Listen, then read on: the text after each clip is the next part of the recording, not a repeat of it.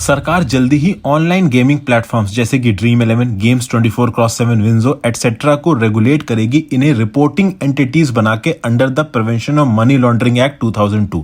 सरकार को डाउट है कि इन प्लेटफॉर्म्स का यूज किया जा रहा है मनी लॉन्ड्रिंग में, मतलब जो भी पैसा लगाया जा रहा है इन प्लेटफॉर्म्स में सब जेन्युइन गेमर्स का नहीं है और नेफारियस एलिमेंट्स जैसे कि financial criminals, terror groups etcetera in online platforms का यूज करके अपने इलीगल मनी को लीगल बना सकते हैं।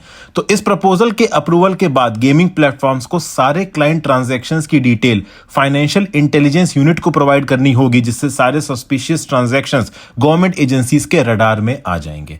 2023 में इन गेमिंग प्लेटफॉर्म्स के ट्रांजैक्शन के ऊपर 28% जीएसटी भी लगाया गया था, ताकि जेन्युइन गेमर्स के अलावा कोई भी इन प्लेटफॉर्म्स का यूज गड़बड़ कामों के लिए ना करे। इंडिया में बेस्ड गेमिंग प्लेटफॉर्म्स कह रहे हैं कि वो सारे रेगुलेशंस को मानेंगे। इंडियन गेमिंग प्लेटफॉर्म्स ने 2024 में $2.7 बिलियन का रेवेन्यू किया, जो कि लगभग होते हैं 21,000 करोड़ रुपए, और ऑन एन एवरेज हर दिन 11 करोड़ इंडियंस ने इन प्लेटफॉर्म्स का यूज किया।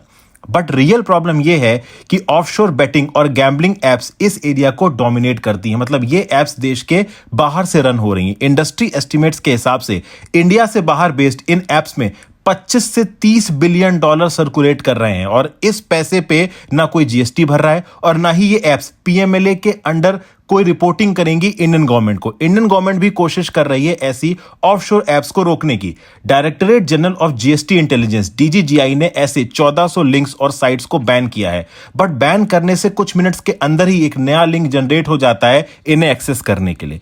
तो जीएसटी लगाना और पीएमएलए के अंदर रिपोर्टिंग एंटिटी बनाना इफेक्टिव स्टेप्स हैं ऑनलाइन गेमिंग मनी लॉन्ड्रिंग रोकने के लिए, बट ये सिर्फ डोमेस्टिक गेमिंग पोर्टल्स के अगेंस्ट इफेक्टिव हैं। ऑफशोर प्लेटफॉर्म्स को इनके एम्बेट में लाने के लिए आपके दिमाग में अगर कोई इफेक्टिव आइडिया है तो नीचे कमेंट बॉक्स में जरूर बताइए। Thanks for watching.